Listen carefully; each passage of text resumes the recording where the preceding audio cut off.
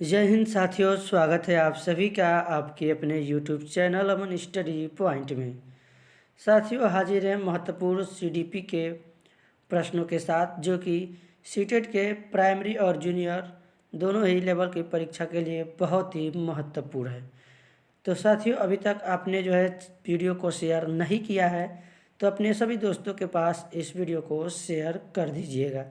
तो चलिए शुरू करते हैं वीडियो को और देखते हैं आज के प्रश्नों को। पिछले पार्ट 2 तक हमने पूरे 50 प्रश्नों को देख चुके थे। अब यहाँ से हम 51 नंबर प्रश्न से यहाँ पर देखेंगे। तो पहला प्रश्न है आपके स्क्रीन पर, किस मनोवैज्ञानिक के अनुसार विकास एक सतत और धीमी प्रक्रिया है? ऑप्शन है कॉल्सनिक, पियाजे, स्किनर या फिर हॉरलॉक। तो यहाँ पर जो राइट आंसर हमारा जाएगा ऑप्शन सी के साथ, यानी स्किनर के अनुसार विकास एक सतत और धीमी प्रक्रिया है। तो काफ़ी कम समय में, यानी 12 से 13 मिनट में हम पूरे 25 प्रश्नों को इस वीडियो में देखेंगे। तो आप सभी वीडियो में पूरे अंत तक बने रहिएगा। अगला प्रश्न है आपके स्क्रीन पर, व्यक्तित्व विकास की अवस्था है अधिगम एवं वृद्धि, व्यक्तिवृत्त अध्ययन, उपचारात्मक अध्ययन या फिर इनमें से कोई नहीं। तो व्यक्तित्व विकास की जो अवस्था है वह अधिगम एवं वृद्धि से है। राइट आंसर जो जाएगा ऑप्शन ए के साथ चला जाएगा। अगला प्रश्न देखेंगे, विकास में वृद्धि से तात्पर्य है ज्ञान में वृद्धि, संवेग में वृद्धि, वजन में वृद्धि या फिर आकार व सोच समझ और कौशलों में वृद्धि। तो यहाँ पर जो हमारा राइट आंसर जाएगा डी के साथ, विकास में वृद्धि से तात्पर्य है आकार में, सोच में, समझ और कौशलों में वृद्धि। अगला प्रश्न देखते हैं, तनाव और क्रोध की अवस्था है शैशवावस्था, बाल्यावस्था, किशोरावस्था या फिर वृद्धा अवस्था। तो यहाँ पर जो किशोरावस्था है वह तनाव और क्रोध की अवस्था है। इसी के साथ एक और प्रश्न स्टेनले हॉल से संबंधित पूछा जाता है, किशोरावस्था तूफान, तनाव और क्रोध की अवस्था है, यह किसने कहा है? तो यह स्टेनले हॉल ने कहा है या फिर स्टेनली हॉल ने। तो इसको आप लोग याद रखेंगे। इस प्रश्न का जो राइट आंसर जाएगा सी के साथ। अगला प्रश्न देखेंगे, बालक का विकास परिणाम है वंशानुक्रम, वंशानुक्रम व वातावरण की अंतःक्रिया का या फिर आर्थिक कारकों का। तो बालक का जो विकास का परिणाम है वह वंशानुक्रम व वातावरण के अंतःक्रिया का परिणाम है। राइट आंसर चला जाएगा यहाँ पर ऑप्शन सी के साथ। अगला प्रश्न देखेंगे, शारीरिक विकास का क्षेत्र है स्नायुमंडल, स्मृति, अभिप्रेरणा या फिर समायोजन। तो स्नायुमंडल यह शारीरिक विकास का क्षेत्र है। राइट आंसर चला जाएगा यहाँ पर ऑप्शन ए के साथ। तो साथियों, सीटेट की जो परीक्षा है फरवरी तक होनी है और जिनका जो एग्ज़ाम है फरवरी तक लास्ट डेट गया है या फिर जनवरी के लास्ट तक है, तो उनके लिए हम पूरे 500 यहाँ पर CDP के प्रश्नों की सीरीज कराएंगे, इसलिए आप हमारे चैनल के साथ जुड़े रहिएगा। अगला प्रश्न है, श्यामपट्ट लिखते समय सबसे महत्वपूर्ण क्या है? अच्छी लिखावट, लिखने में स्पष्टता, बड़े अक्षरों में लिखना या फिर छोटे अक्षरों में लिखना। तो यहाँ पर श्यामपट्ट लिखते समय सबसे महत्वपूर्ण जो चीज़ है वह अच्छी लिखावट है, यानी अच्छे से लिखेंगे तभी बच्चों को स्पष्ट दिखाई देगा और अच्छे से समझ में आएगा। राइट आंसर जो जाएगा यहाँ पर ऑप्शन ए के साथ चला जाएगा। अगला प्रश्न देखेंगे, शरीर के आकार में वृद्धि होती है क्योंकि शारीरिक और गत्यात्मक विकास के कारण, संवेगात्मक विकास के कारण, संज्ञानात्मक विकास के कारण या फिर नैतिक विकास के कारण। तो यहाँ पर शरीर के आकार में जो वृद्धि होती है वह शारीरिक और गत्यात्मक विकास के कारण होती है। राइट आंसर चला जाएगा ऑप्शन ए के साथ। अगला प्रश्न देखेंगे, पियाजे के संज्ञानात्मक विकास के अनुसार संवेदी क्रियात्मक अवस्था होती है जन्म से 2 वर्ष, 2 से 7 वर्ष तक, 7 से 11 वर्ष तक या फिर 11 से 16 वर्ष तक। तो यहाँ पर संवेदी गामक अवस्था या संवेदी क्रियात्मक अवस्था पूछा गया है, जो कि जन्म से 2 वर्ष या फिर 0 से 2 वर्ष होता है। राइट आंसर जो जाएगा यहाँ पर ऑप्शन ए के साथ जाएगा। पियाजे ने संज्ञानात्मक विकास की 4 अवस्थाएं दी हैं, जो कि यहाँ पर आपको दिया गया है। संवेदी गामक अवस्था, पूर्व संक्रियात्मक, मूर्त संक्रियात्मक और अमूर्त संक्रियात्मक। तो इसको आप लोग याद रखेंगे। यहाँ से प्रश्न आपके एग्जाम के फर्स्ट शिफ्ट में पूछा जा चुका है पियाजे से। अगला प्रश्न है, आपके स्क्रीन पर निम्न में से कौन सा कथन सत्य है? लड़के अधिक बुद्धिमान होते हैं, लड़कियां अधिक बुद्धिमान होती है, बुद्धि का लिंग से संबंध नहीं है, या फिर सामान्यतः लड़के लड़कियों से अधिक बुद्धिमान होते हैं। तो जहाँ पर भी आपको नकारात्मक बात यहाँ पर दिखे उसको क्रॉस कर देना है, यानी कि बुद्धि का लिंग से कोई संबंध नहीं होता है। यहाँ पर जो है लड़के लड़कियाँ दोनों समान हैं। तो राइट आंसर चला जाएगा यहाँ पर ऑप्शन सी के साथ। अगला प्रश्न देखेंगे, यहाँ पर परामर्श का उद्देश्य है बच्चों को समझना, बच्चों की कमियों के कारण का पता लगाना, बच्चे के समायोजन में सहायता करना, या फिर उपरोक्त सभी। तो यहाँ पर जो है बच्चे को जो है समझना, बच्चे की कमियों के कारण का पता लगाना, बच्चे को समायोजन में सहायता करना, यानी ये सभी जो है परामर्श के उद्देश्य हैं। राइट आंसर यहाँ पर चला जाएगा ऑप्शन डी के साथ। अगला प्रश्न है, बच्चों में नैतिकता की स्थापना के लिए सर्वोत्तम मार्ग है? उन्हें धार्मिक पुस्तक पढ़ाना, शिक्षक का आदर्श रूप में व्यवहार करना, उनका मूल्य शिक्षा पर मूल्यांकन करना, उन्हें प्रातःकालीन सभा में उपदेश देना। तो यहाँ पर जो है उपदेश देना है। यहाँ पर मिस प्रिंटिंग है, थोड़ा सा टाइपिंग में मिस्टेक हो गया है। यहाँ पर जो राइट आंसर जाएगा इस प्रश्न का, शिक्षक का आदर्श रूप में व्यवहार करना जी है बच्चों में नैतिकता की स्थापना के लिए सर्वोत्तम मार्ग है। यानी जब शिक्षक आदर्श रूप में अपने छात्रों के समक्ष व्यवहार करेंगे तो उससे जो है बच्चे उससे जो है नैतिकता को ग्रहण करेंगे या फिर उसका अनुसरण करेंगे। इसलिए राइट आंसर हमारा जाएगा ऑप्शन बी के साथ। अगला प्रश्न है आपके स्क्रीन पर, शिक्षा में प्रबल का महत्वपूर्ण योगदान था? रिक्त स्थान का विकास किसका? व्यावसायिक स्कूल, पब्लिक स्कूल, किंडरगार्टन, या फिर लैटिन स्कूल। तो यहाँ पर जो हमारा राइट आंसर जाएगा किंडरगार्टन, यानी ऑप्शन सी के साथ चला जाएगा। अगला प्रश्न है, एक अच्छा अध्यापक विद्यार्थियों में के मध्य बढ़ावा देता है? प्रतियोगिता की भावना का, सहयोग की भावना का, प्रतिद्वंदिता की भावना का, या फिर तटस्थता की भावना का। तो जहाँ पर भी तटस्थता, प्रतिद्वंदिता या फिर प्रतियोगिता नकारात्मक दिखे उसको पहले हमको क्रॉस कर लेना है, जिसके कि आंसर लगाने में हमको आसानी हो जाएगा। इसलिए हमारा राइट आंसर यहाँ पर चला जाएगा ऑप्शन बी के साथ। अगला प्रश्न है, शिक्षक का अति महत्वपूर्ण उद्देश्य है आजीविका कमाना, बच्चे का सर्वांगीण विकास, पढ़ना एवं लिखना सिखाना, या फिर बौद्धिक विकास।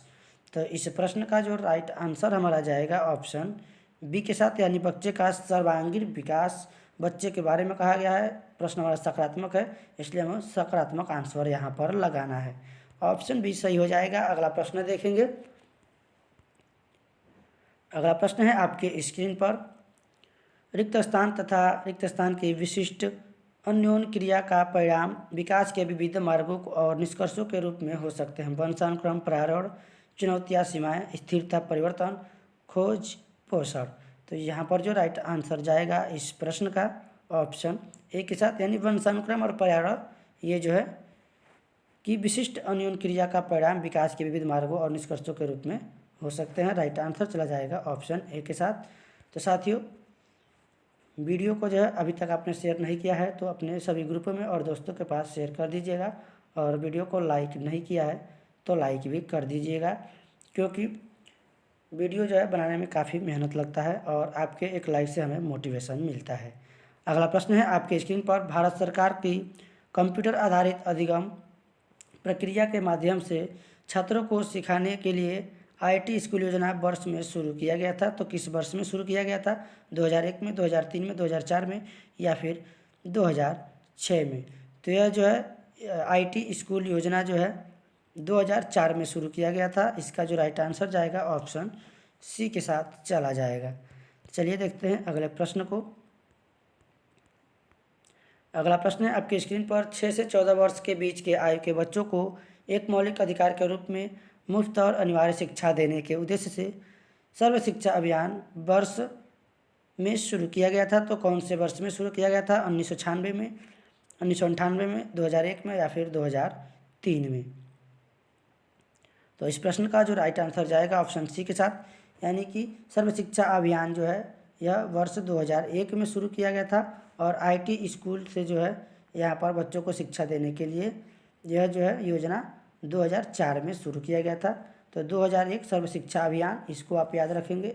सर्व शिक्षा अभियान, सब पढ़े सब बढ़े, ये जो है 2001 से संबंधित है। और 2004 में जो योजना आई थी वो IIT स्कूल योजना आई थी। तो इसका जो है आप बिल्कुल ध्यान रखेंगे। अगला प्रश्न देखेंगे, स्तरीय यानी गुणवत्ता पर शिक्षक शिक्षा के लिए पाठ्यक्रम ढांचा राष्ट्रीय अध्यापक शिक्षा परिषद द्वारा वर्ष में यानी किस वर्ष में निकाला गया था? ऑप्शन है 1990 में, 1992 में, 1998 या फिर 1996 में। तो इस प्रश्न का जो राइट आंसर जाएगा हमारा, यह जो है ऑप्शन सी के साथ, यानी 1998 में जो है यह निकाला गया था राष्ट्रीय अध्यापक शिक्षा परिषद द्वारा। चलिए देखते हैं अगले प्रश्न को। अगला प्रश्न है आपके स्क्रीन पर, निम्नलिखित में से कौन सा महत्वपूर्ण प्रभाव शिक्षण की प्रभावकारिता पर निर्भर करती है? ऑप्शन है विद्यालय की संरचना, शिक्षक को विषय की समझ, शिक्षक की योग्यता या फिर शिक्षक की लिखावट। तो यहाँ पर जो है हमको सकारात्मक आंसर लगाना है। कौन सा जो है महत्वपूर्ण प्रभाव शिक्षण की प्रभावकारिता पर निर्भर करता है? तो शिक्षक को जो है विषय की समझ होगी, तभी जो है बच्चों को अच्छे से समझा पाएंगे या फिर उन्हें अच्छे से शिक्षित कर पाएंगे। संरचना, योग्यता और लिखावट से कोई मतलब नहीं है। कितना भी योग्यता है और जो है अपने विषय में समझ नहीं है, तो जो है बच्चों के समक्ष अच्छे से उसको प्रदर्शित नहीं कर पाएंगे। तो यहाँ पर हमारा राइट आंसर चला जाएगा ऑप्शन बी के साथ। अगला प्रश्न देखेंगे, शिक्षक निम्नलिखित के लिए शिक्षण संबंधी सहायता सामग्री का उपयोग करते हैं? छात्रों को प्रभावित करने के लिए, शिक्षण को रोचक बनाने के लिए, छात्रों को एकाग्रचित बनाने के लिए या फिर छात्रों के अंदर शिक्षण रखने के लिए। तो इस प्रश्न का जो राइट आंसर जाएगा सबसे सकारात्मक क्या है? शिक्षण को जो है रोचक बनाने के लिए शिक्षण संबंधी या फिर जो भी टीचिंग लर्निंग मटेरियल है TLM का प्रयोग एक शिक्षक के द्वारा किया जाता है। क्योंकि जब शिक्षण सामग्री रोचक होगी तो जो है बच्चे उसे रुचिकर होकर रुचि से आनंदपूर्वक पढ़ेंगे। तो यहाँ पर जो है राइट आंसर चला जाएगा ऑप्शन बी के साथ। और चलिए देखते हैं अगले प्रश्न को।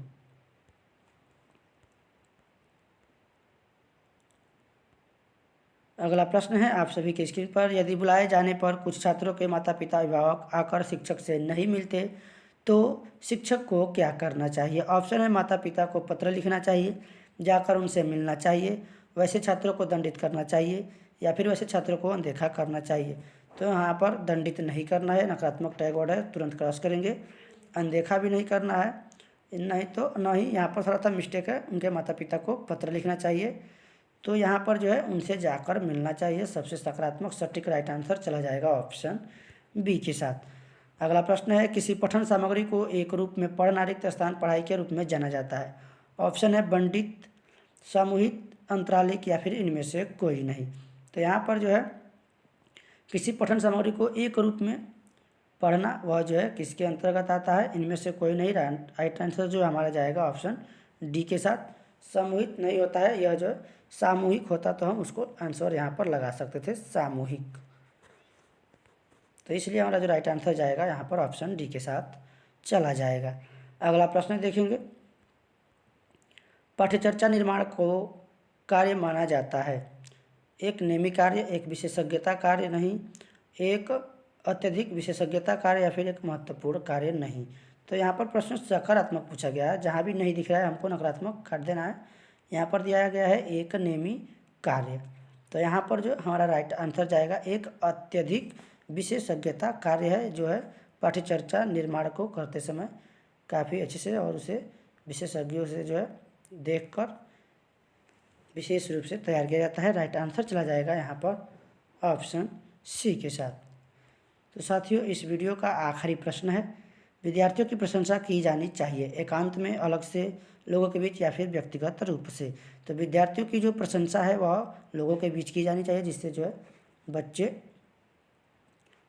जो है प्रोत्साहित होते हैं और उनके अंदर जो है और कुछ करने की जो है इच्छा जागृत होती है। तो राइट आंसर जो है उनका मनोबल बढ़ जाता है। तो राइट आंसर चला जाएगा ऑप्शन सी के साथ। इसी के साथ वीडियो समाप्त हुआ और हमने जो आपसे कहा था कि मात्र हम लोग 12 से 13 मिनट में इस वीडियो को ख़त्म करेंगे। वीडियो समाप्त हुआ और अभी तक आपने वीडियो को लाइक और शेयर नहीं किया है तो वीडियो को लाइक और शेयर कर दीजिएगा और चैनल पर पहली बार है तो चैनल को सब्सक्राइब कर दीजिएगा अपने सिलेक्शन तक।